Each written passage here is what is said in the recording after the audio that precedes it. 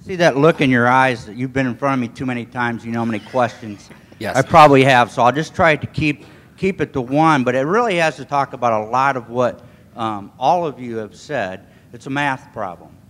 But the problem is that the people never know what that math problem is because everybody tells them it's something different, and they don't trust what you're saying the real problem is. You know, I truly believe government is much more efficient now than it was 15, 20 years ago. People don't believe that. You know, the people just hear the $1,000 hammers and all those things, and that's what they think government is. And now I'm not saying we're the most efficient government in the world, but what I'm saying is the people don't believe that. So when you're saying we need to tax, you know, at a level to give them the services that they want, the problem is the people don't believe you when you tell them what that rate is. How do we do that? How do we get them to understand what the real math problem is? You know, if you heard the people that were right before you that were talking about the problems that we have with pensions, you heard so many different math problems up there that I don't know which one to believe.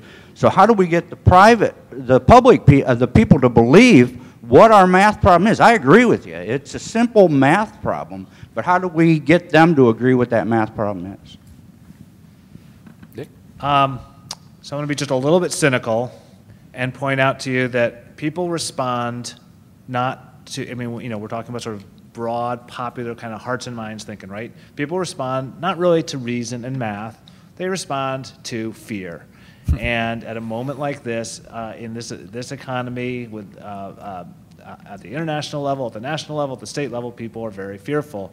And so it is important not to overstate the dangers ahead, but to outline pretty clearly and in a transparent way. This sort of goes to Bob's point about transparency, to be pretty clear about how these arcane big numbers, billions, millions, hundreds of millions, whatever, and these arcane taxes translate into concrete cuts at the state and local level, and how that will actually affect teachers and firefighters and the services that people depend on. So that's kind of I mean, you were asked sort of a philosophical question. I think that's the answer, is that when there is a choice in front of the legislature, it has to be laid, or in front of any body of government, it has to be laid out in pretty clear terms that connects the dots between the big all those zeros in the numbers and the actual consequences of what we're facing. And I say it this way because I think that even though the recession, you know, by some economists' accounting ended some years ago, and even though revenues in some states are starting to tick up,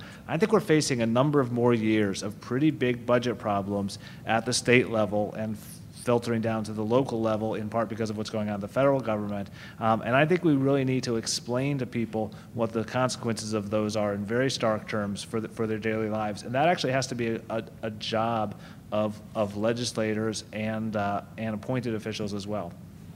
Mayor?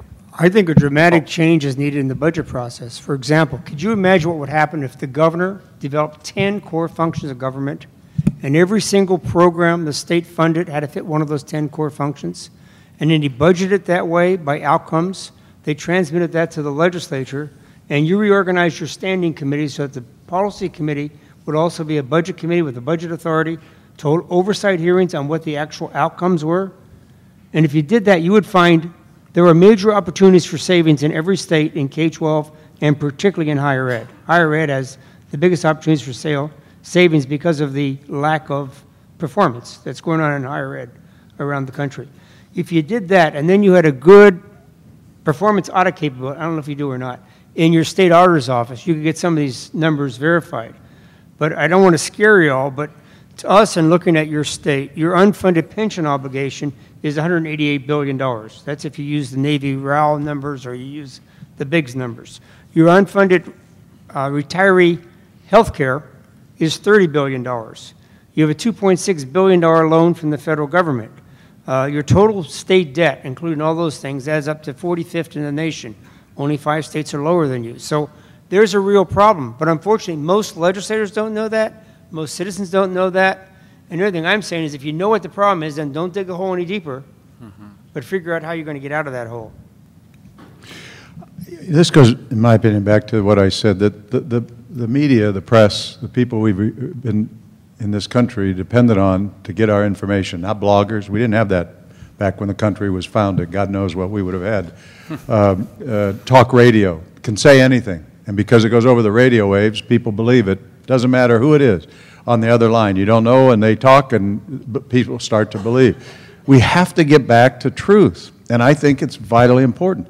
I'm just thinking out loud, if we did a national effort, as Bob mentioned, here in the state, having 3 trusted organizations, or we name 12 most trusted people in the community, which, no offense, probably wouldn't include a legislator or a mayor or council members, because people don't trust politicians. But they have to trust somebody if our society is going to continue to exist and survive. So we pick out all around the country in every major metropolitan area the most trusted 12 people, and we say, we want you to study what it is we're doing, what our actual resources are and could be and should be and what we need, and then have public hearings and talk about it and figure out what people want. And have the reporters do something. And I heard a speaker say this, and it was interesting because it simplifies. Reporters now are stenographers. They're not reporters. If you stand up and say that it's dark in this room, they just report it. Somebody else says, but it's not, it's light. They report both of them. They write down as stenographers what you both said without any ability to give the people information that they vitally need now, because we're bombarded with information, 350 TV stations, but you can't figure out how you message to people because it's so diffused. So at a time when there's all this information, people are confused. What can you trust? What information? All these different statistics. Somebody has to do that job in our society, and traditionally we've looked to newspapers to lead that effort and to make sure that what they put on the front page and every day is something important and vital to the citizens that they are supposed to be serving in one way or another. And I think it's the only way we get this back on track, so that if I say something that's totally untrue, why in the world would I just get a headline and be able to say it without being challenged?